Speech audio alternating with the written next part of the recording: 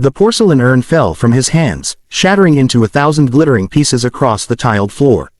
A gray cloud of ashes burst into the air, swirling like a storm of broken promises. Emily stood frozen, her heart pounding in her chest, as the last remnants of her grandmother, the woman who raised her, were scattered like trash. Ethan, her husband, didn't even flinch. Instead, he turned to his mistress, Julia, who stood smirking in the corner, and muttered coldly, "We don't need dead weight in this house anymore." That moment, Emily's world cracked open. She thought betrayal came in whispers and hidden messages on late-night phones. She thought heartbreak arrived in secrets and cold shoulders.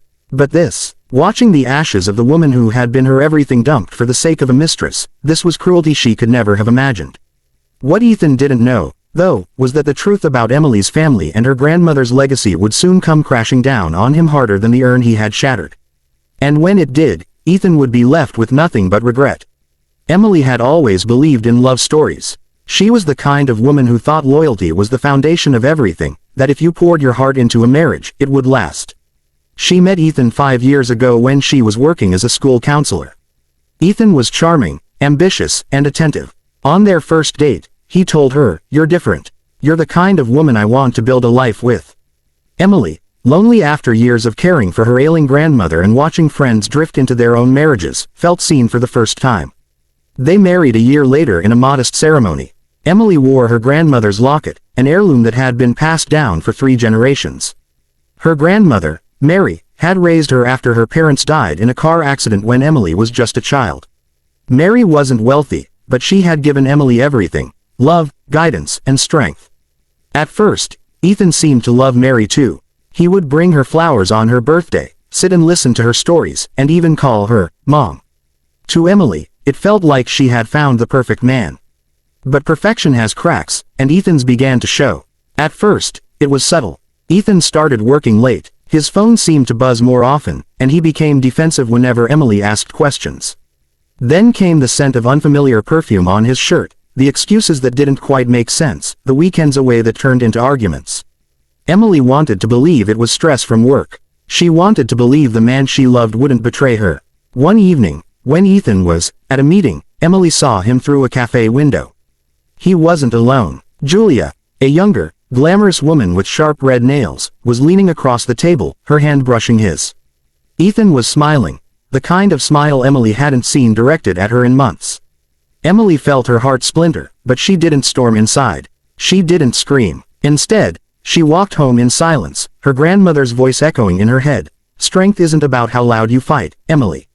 It's about how quietly you rise." When her grandmother passed away, Emily's world dimmed. Mary had been her anchor, her safe place, her everything. Keeping her ashes in a porcelain urn wasn't just tradition, it was Emily's way of keeping her close, of feeling her presence in the home she had built with Ethan. But Ethan saw it differently.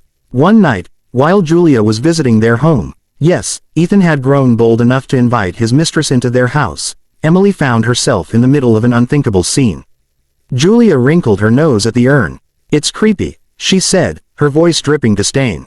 "Who keeps ashes in the living room? It's like living in a graveyard." Ethan laughed. "You're right, we should just get rid of it." Emily gasped. "Ethan, no, that's Grandma Mary. She raised me. She's part of this house." But before she could stop him, Ethan lifted the urn. "It's just dust, Emily. You can't cling to the past forever." And then he let it fall. The crash echoed like thunder. Emily dropped to her knees, her fingers trembling as she tried to gather the ashes, her tears soaking the gray powder. Julia smirked. Ethan looked down at her with nothing but indifference. It was the moment Emily realized her marriage was not just broken, it was dead. For days, Emily couldn't eat, couldn't sleep. She sat in the corner of her bedroom clutching her grandmother's locket, whispering apologies for failing to protect her ashes. But slowly, grief began to turn into something else. Her grandmother's words came back to her, reminding her of resilience. Emily remembered how Mary, a widow at 40, had worked 3 jobs to provide for her. How she never let hardship define her. Emily stood in front of the mirror one morning and said aloud, "I will not let this break me. Not for Ethan, not for anyone." She packed her bags, left Ethan a note that said only, "You broke us. I won't let you break me." And she walked out of the house, leaving behind the marriage but carrying with her the invisible strength of her grandmother. What Ethan never knew was that Mary wasn't just a loving grandmother. She had been the silent heiress of a vast estate. Her family had built wealth through generations of land and investments, but Mary had chosen a quiet life, raising Emily with love rather than spoiling her with riches. When Mary passed, her will was read.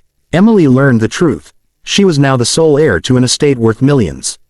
Property, shares, accounts, all placed in her name.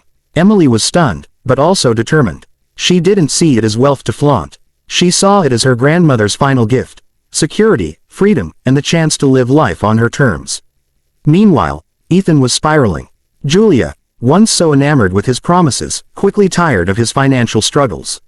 Without Emily's income and support, bills piled up. Julia left him for someone wealthier, and Ethan found himself alone, unemployed, and drowning in debt. Fate brought them face to face months later. Emily was at a charity gala, representing her grandmother's foundation.